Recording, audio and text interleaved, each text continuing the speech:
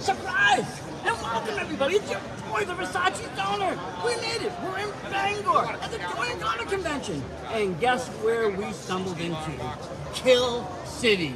And right in front of me. My God. Such a pleasure to actually meet you in person, Versace. No, the pleasure is all mine, Queen Gia. Thank you, thank you. This is amazing. We finally made it. You know, you got the Queen here, taking photos, meeting people, talking to people. And we're here at Bangor Comic and Toy Con, and we're doing a highlight and Q&A at 1 p.m. We got behind the scenes, we got exclusives, ask the cast and crew, anything that you want. We're going to be there answering your questions, so come on down to the celebrity panel room and 1 p.m. for our highlight reel and Q&A. And for you guys at home, guess what? You can play in the fun too. You know the comment section? Drop those questions in there now. Get them in there. Whatever you want to ask these people, anything, we'll do it. I'll ask them. I'm not afraid. I'm not shy. We can do it. We also got another killer here today. He is here, and you know, we brought him on the show not once, but twice. My God, he's terrifying even more in person. The one and only Mason X.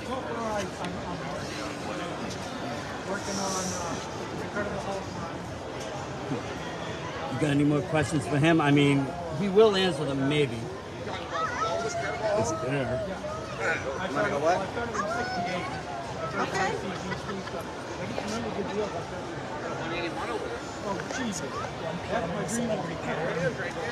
But that's right. 1 p.m. in the celebrity panel room. You can check all this out. There's going to be questions. They're going to show clips.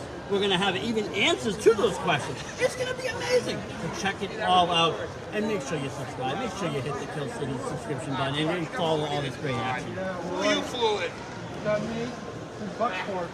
What the hell is a zip monk? You're gonna find out when we get to it. This film has been called the weirdest, wildest, wackiest, and even the worst wrestling movie ever made by the likes of Rick Rogers and 8-Bit Eric.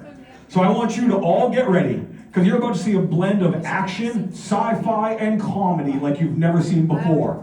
Picture Mad Max, but also mixed with some 90s fighting video games and a heavy dose of some of the best wrestling you'll ever see.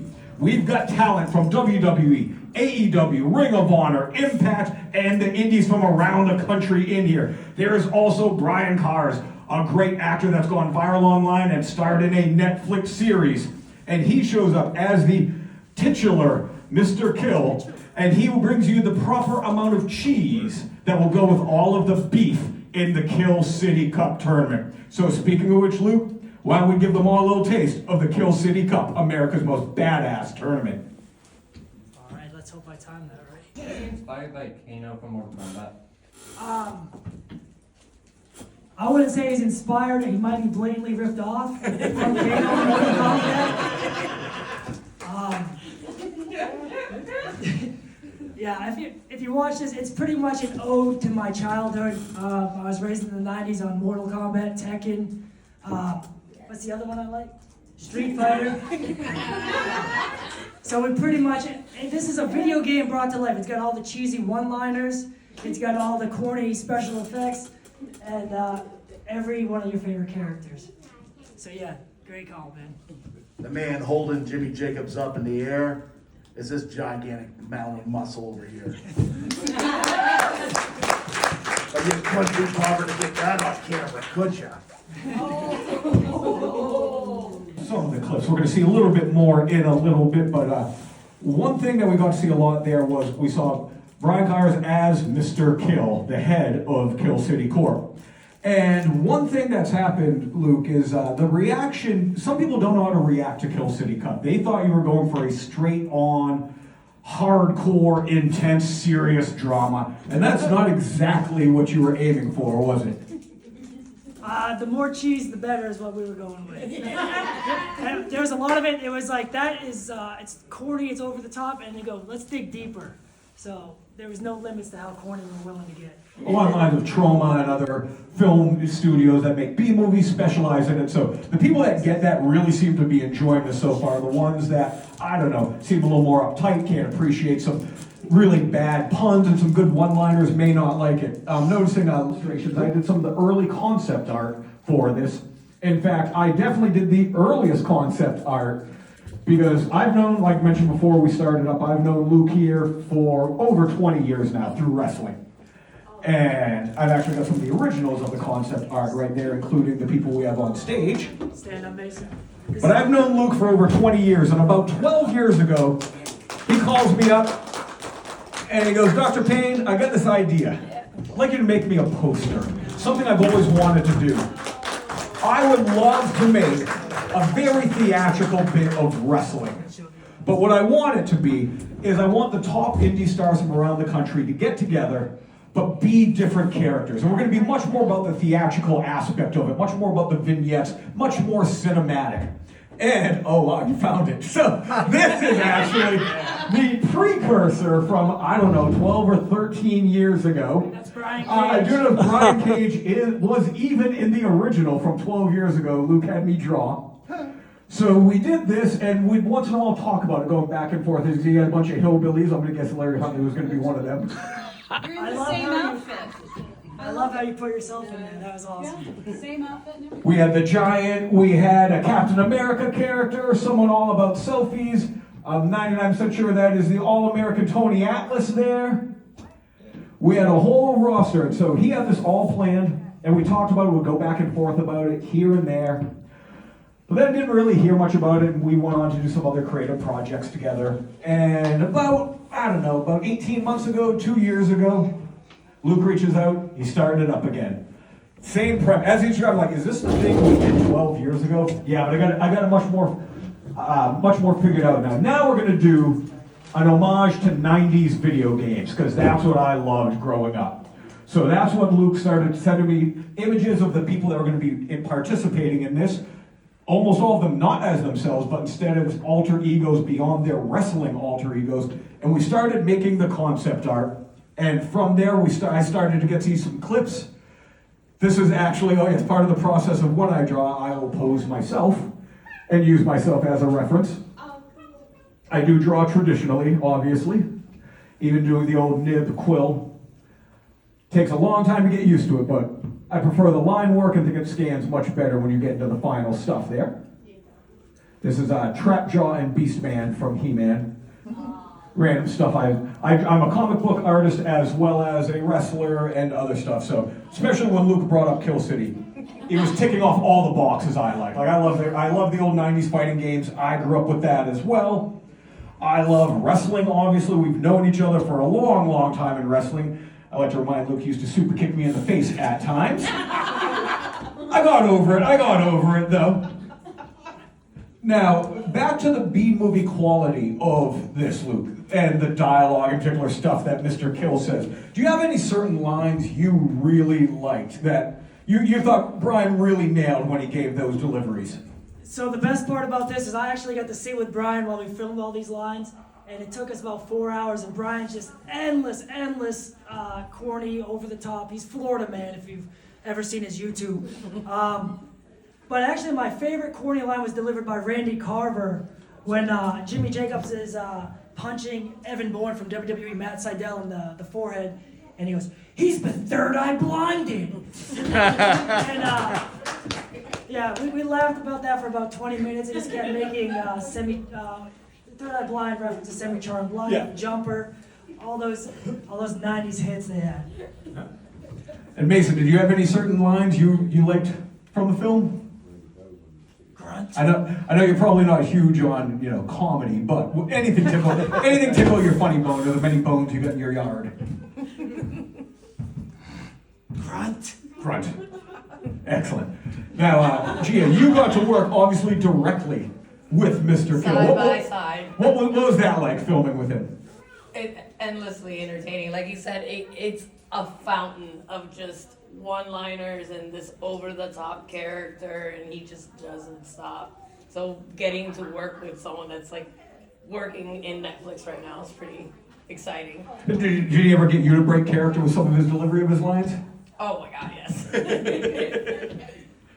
Yeah, the outtakes are incredible. I've seen Kill City Cup 1,000 times, and I've seen every clip about 100. And man, it's probably the best 6 months of my life doodling, for real. And what's funny is these guys filmed so much stuff for this that they don't even know some of the stuff they said. So sometimes I'll send it to them. And So were some of the lines improv? we do it like so it'd be like this. Hey, what do you want us to say? Okay, that's cool. Who can we build on that? It's very much improv. And I got a question. Now, I mean, even in your earliest photos and, you know, in the newest, you know, photos, you have a lot of, you know, even back then you were talking top superstars, big personalities, big guys. How did you manage to get all these names to kind of come together for your vision and your project and to get them to all work in unison? we're jumping ahead. So that's an important thing. What I like, I know a lot of people, thankfully, through real life, and I'm friends with a lot of good people. I wanted to have that community. So like it was all about, do you mesh with the island of misfit toys I'm creating here? But some of the WWE guys, the AEW guys, Ring of Honor, they share how I hit them up and what sparked their interest about doing this. I have some clips later to show. So we'll make sure you get that. Thank you. Well, I was actually going to follow up along the lines of what he asked about is that you've met a lot of people, you've traveled a lot during your time when you were wrestling, Luke, and you became friends with guys like Jimmy Jacobs, like Matt Sydal, like Brian Cage.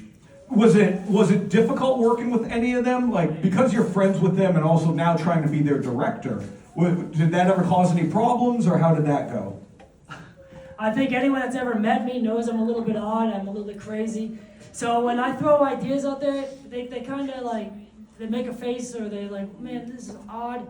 But 100% they're in. They go, I'm in. I don't know what you're creating. And I actually pulled it up. We'll jump to that.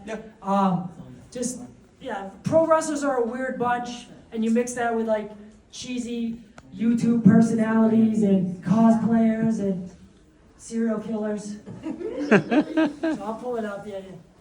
And it sounded fascinating. It made it stand out. The characters. I got to play a character. I love being a cosplayer, and I got to play a character. So I got to do something different. How was the project Kill City Cup presented to me? Well, it was actually shot in two different parts, right? So the first, I guess, like test run, I don't know what you call it. I was booked, I was available. I know Luke, the creator of it, kept on hitting me up, trying to get me to get on board, and I was like, man, I'm not able to. And then I saw some of the footage from what they did the first time, and it looked pretty rad, it looked pretty cool. And then he was like, hey, these dates, you know, we're gonna do it all and complete the project. And I was like, well, I have those dates available, so we can make it happen. And boom, swatty, there it was. Being a part of the Kill City Cup was really cool. The venue itself was actually where I had been training young pro wrestlers for a couple of years, so I was very comfortable in that unorthodox setting. In fact, I loved the setting, the stage, and watching all of the set work go up, and I thought that was one of the coolest aspects of the Kill City Cup. One of my favorite wrestlers on the entire set was Zip Monk. Cool character, great, you know, in the ring of course is great, but whatever. The design of the character was badass. I was actually a little jealous I didn't get to do it myself because I was hurt.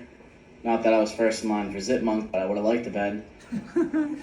Because I think my finishing move as Zip Monk would have been, there's the Something About Mary special. You just get real close to everyone's crotch. Zip, zip, zip, zip, zip. Those motherfuckers gonna bleed out before what happens. The fact that Luke stuck with this vision and his idea and saw it through to the end, years after the fact, it's amazing. And the fact that he also used his friends. He gave a lot of people opportunities to do something they normally wouldn't get to do in their entire life. It's really cool, and I hope a lot of people that watch this can appreciate that. We're all friends, and I hope that comes through on screen, because it really adds a lot of the character to the movie. The heart is all how close we all were. And speaking of how close we all were, the post-production was goofy as fuck. you know, the voiceover work, I know has been mentioned by a lot of people already because it reminds me of the WrestleMania arcade game that came out back on Sega and Super Nintendo. And really, it's like that was spot on. That's exactly what we were going for, at least in my head. I was actually excited when I heard about Kill City Cup. When they messaged me, I was like, do you want to be a part of a project that's half video game, half wrestling, and it's all mixed together? I was really happy to hear that because, you know, I like both.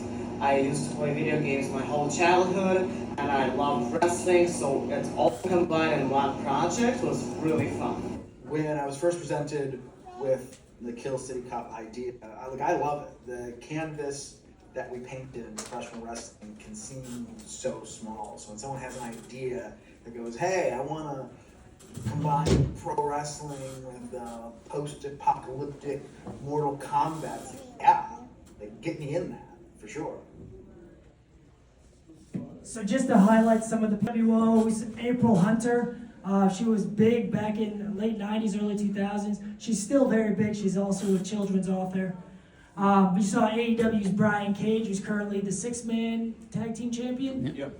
WWE's Evan Bourne, one of the best high flyers in the business. NWA's Natalia Markova, I think she's about to win the women's title. Jimmy Jacobs, who was a writer and very integral, is that the word? You got it. Yeah, part of Chris Jericho's The List. So he's writing at AEW right now. Who else was on there? And that's my buddy John Thornhill, who was eating Friendly's ice cream. I thought I cropped that better, but no, we had a blast. I missed somebody in there. There's somebody else in there. Why don't you tell us, Queen Gia, how you were approached about doing this film? I mean, it's something that you've been talking about for a really long time. So it's been a concept. You've been tossing around for like maybe 12 years or something. And then he talks about it, hanging out with friends and likes getting input, especially from people he finds creative. And like, I got this idea. And I'm like, that sounds great. You know, I love fighting games like a lot of people. I grew up on that. Killer Instincts, Tekken, Street Fighter, Mortal Kombat, all of it. And he wants to combine it with pro wrestling. I'm like, yeah, that sounds awesome. And he digs the outfit, like the costume and that. Needed it in Kill City Cup. I'm like, yeah, I'm in. 100%. I know you came up with a lot of the characters. I know there was input from others. Of all the various wild characters, do you have a favorite? My favorite, and it started as a joke because we had a zipper and a monk outfit, is Zip Monk, played by Connor Murphy, one of my favorite independent wrestlers. His backup character was going to be called Wee the Flying Squirrel because we had a squirrel outfit and a cape. So, and we're working on another character I think is going to be my favorite, Scuba Pete. A blatant ripoff of Scuba Steve. And how about you, Gia? Do you have a favorite character other than yourself? Other than myself, from Kill City, Brian Cage just destroying in the ring was absolutely a joy to watch. And speaking of getting destroyed in the ring, Luke, before you ever even screened this for anyone, you had a clip go so viral, it had over 2 million views online. And we saw the woman in there, Natalia Markova, aka Russian Crush in Kill City, taking a powerbomb from a very large opponent. And unfortunately, while they cooperated, the table did not cooperate. Do you happen to have that clip for us? When it actually went viral all over the internet, me taking the table, and the table didn't break because it was like the sturdiest table on the planet, and everybody was like, right now you're alive. I actually felt fine, you know, me, how I wrestle and how I was just like, so for me it was fun. It was really funny to see people's reactions, everybody's reaction, but it was...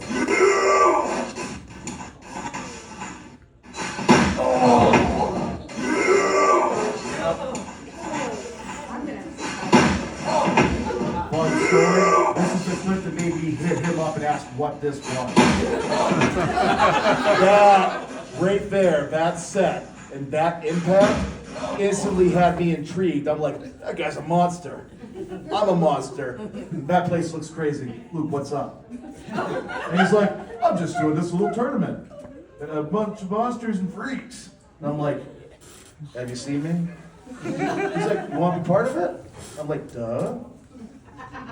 So that clip was shared by Natalia and Ryback, and Stone Cold Steve Austin even hopped in on liking that and checking it out. But you can hear everybody on that video go, oh. And we don't have any fans in the building, it's just all the crew. And she gets up and goes, what? I'm fine. 2 or 3 days prior to that, she sends me a text, goes, I just had jaw surgery. So I'm thinking, man, she's gonna cancel, what am I gonna do? This is a great idea we got. And she goes, no, I'm fine. I just wanna let you know I'm gonna wear a mask. And she's gotta be one of the toughest women, people probably that I know in the wrestling business, and that's saying a lot. So. As someone that's gone through about a dozen tables in my wrestling career, I want to know where the hell you got a table that was that durable. Hell, I got to break before I even take the impact. That did not look fun, but along the lines of something Mason said too, that set you have there, Luke, can you tell us a little bit about setting that up, like where you got everything? How long did it take to actually construct the tournament area for Kill City? So Matt Seidel, Evan Bourne, I mentioned it before, we actually shared a space in Tampa, Florida, and he was running classes as we were building the set. Queen Gia, Fox, and my girlfriend and a bunch of others were just putting up stuff until we said, yeah, that looks good. The original set I actually heard about from Queen Gia, and yeah, the Ozzy Fernandez has done some of the newer art concepts and was also working with Adam Bond from Artix Entertainment. He was doing a side project with some wrestling, and I guess like he wasn't gonna do much else with it. And this was around the time that I just started hanging out with Luke, and I'm like, hey, so he's selling all this, and it was a couple of rings, and then all of the Kill City Cup set, like the walls, the barrels, the doors, all of it, and he scooped it up and made it all, put it all together in a warehouse in St. Pete. They made it happen. Yeah. yeah, Brian, apart from being hilarious in person and on camera, is very crafty when it comes to building sets. And put it all together for you in there.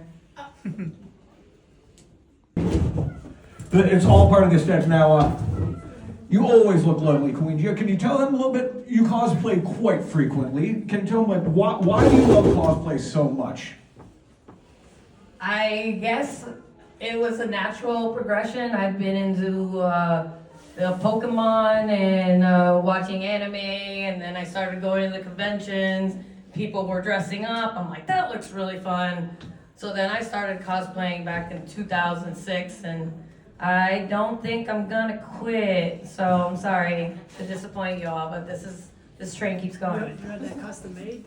Yes, I actually conceptualized this with Spellbound Stitches, costume creator out in Tampa, Florida, and we collaborated on the idea. I told her I gotta have Vegeta's shoulder pads. That's gotta be on there, and we put this together. Yeah. The shoulder pads. And please, no flash photography. And she put it together, and I couldn't be happier with it. It's original concept, and it's exactly what I would have wanted.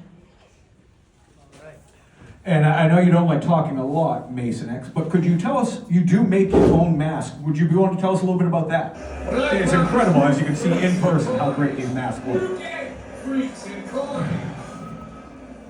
So, in 2014, I snapped my leg in half in a nasty car accident, broke my ribs, knocked teeth out, glass embedded in my hand.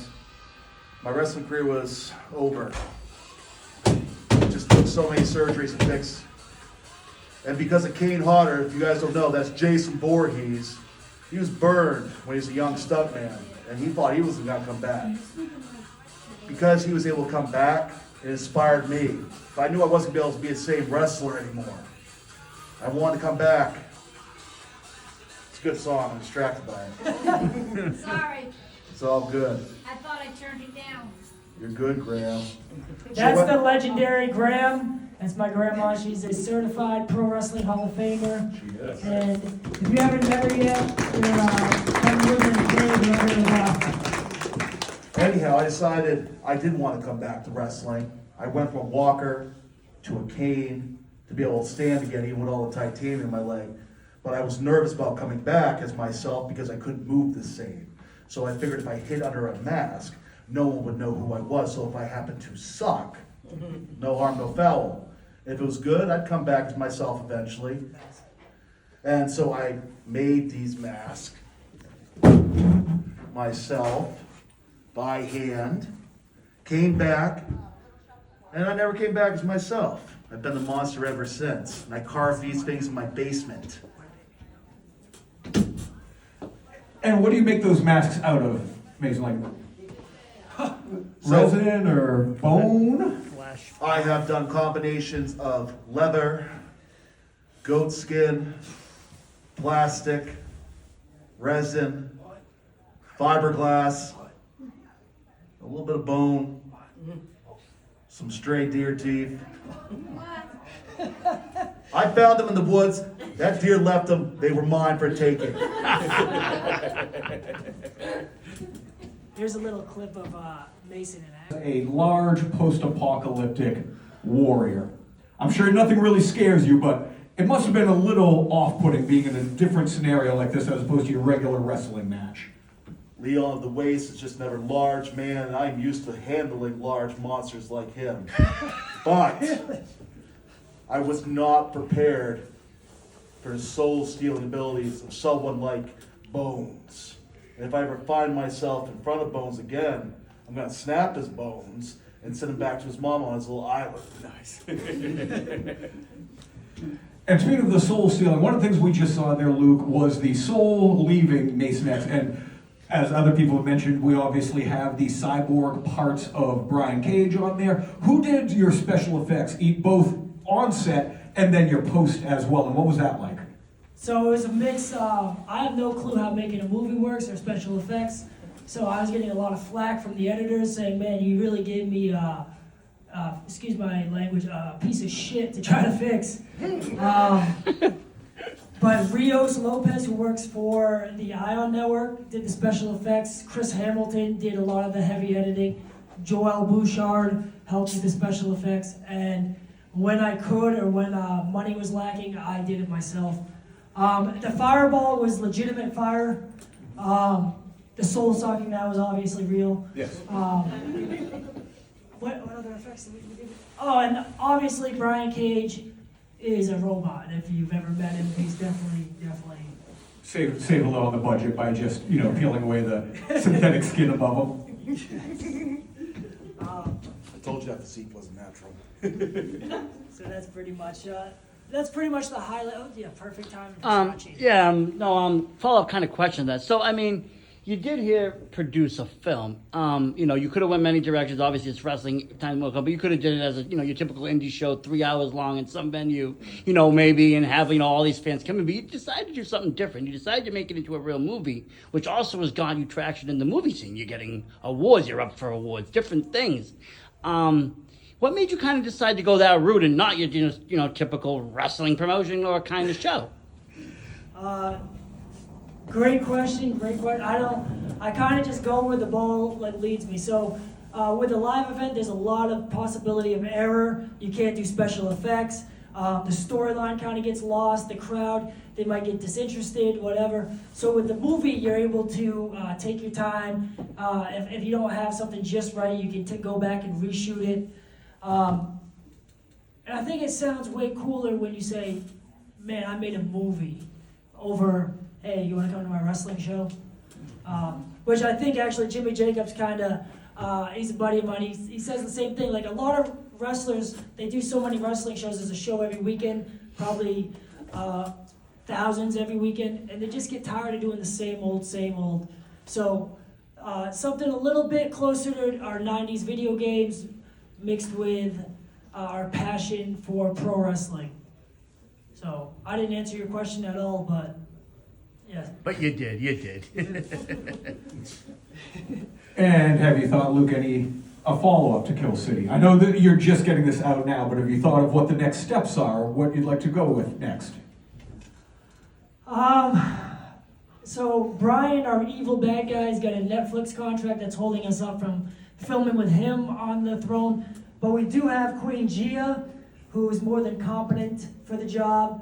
And I think when I spoke to Jimmy Jacobs, he was actually saying he would like to sit on the throne and maybe rule over Kill City and see what kind of menace and mayhem he could come up with. He could try. Fighting words. No. And this is a community event. If you guys got ideas, throw them at us. And it's. What happened? That's my pager. Pager? You really do love the 90s. King of the Beavers. Have you known him for a long time? No, I haven't even met him. So I just like to give people shit. I'm just You came to the right place. Mason, I have a question about your mask. So, is the symbol on your forehead looks like a ruin, and I was wondering if that was on purpose, and what rune does it symbolize? If it is indeed that was your intent? It's on. I like little details in movies like that. So with this, because I was a non-speaking entity when I first came back, this was my mark. This is what I would use when I would autograph, nothing more, nothing less. I did not know that this resembled a rune, so it was completely incidental, but that is cool as hell. I would love to know more about that rune So after. usually the rune is on the other, is up the other way, so when it's turned like that, then it has an opposite meaning, so. So if you don't mind me If it asking, says peacekeeper, that would be so cool. What is that? How do you spell rune? R-U-N-E. R-U-N-E? so what is this supposed to mean if it was the other way you said? Yeah, it's supposed to be the opposite, kind of like tarot. Tarot has a meaning, but if it's upside down, then it has a reverse meaning. So I was just curious. That is cool as hell. Yeah, I'm right. intrigued. Yeah, so what a fine little entity. And can I ask one more question? Go ahead. I mean, I was just kind of. She's like, you go ahead. Before is yours. I like you. I was wondering, since we haven't really seen too much of you in here, is your character more like fleshed out? Do we have an idea like how you got involved with? It's a lot of there's not a lot of story actually on the Queen character in the movie, so it's kind of up in the air. But we're getting a sense that she's either working with Mr. Kill at some capacity. Is she working for him, or is he working for her? We're not really sure, so it's something that we're gonna build on. Kind of piece, indebted or something. I think ultimately, like in real life, the man sits on the throne, but the woman runs the place. That's honestly what I think is, and it's understated in this one, but ultimately, I think she's pulling the strings, right? That's how it feels the way I watch it. Mr. Kill's just a silly, silly man, and she's got him puppet strings. But if you got a better storyline, send it, please. Anyone else have any other questions I'd ask? You can even use the microphone. For about an hour, he's pretty busy. But I wanted to include this clip because I thought Jimmy Jacobs really summarized what community, what feel we were going for amongst the pro wrestling fans, amongst the fighting game fans and such. So hopefully I cropped this nicely. For the audience that watch Kill City, I hope they. Hecate's Hangman feud comes into play.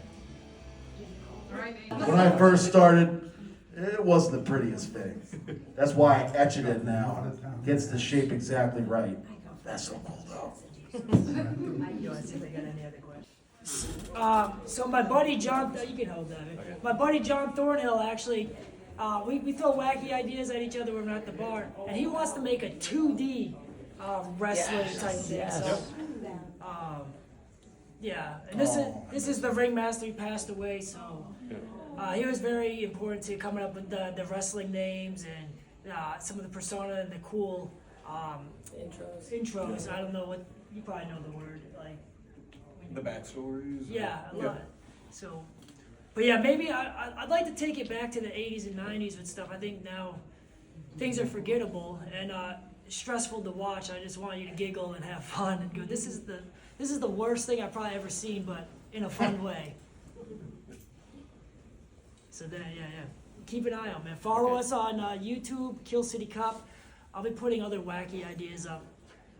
We just filmed something with my buddy the other day that's pretty wacky. I don't know if I even have that available. Yeah, I don't know how to use a computer most of the time.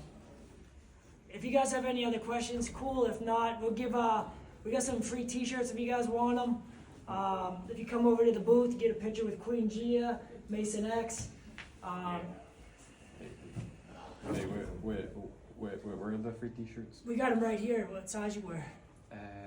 I think large. Large?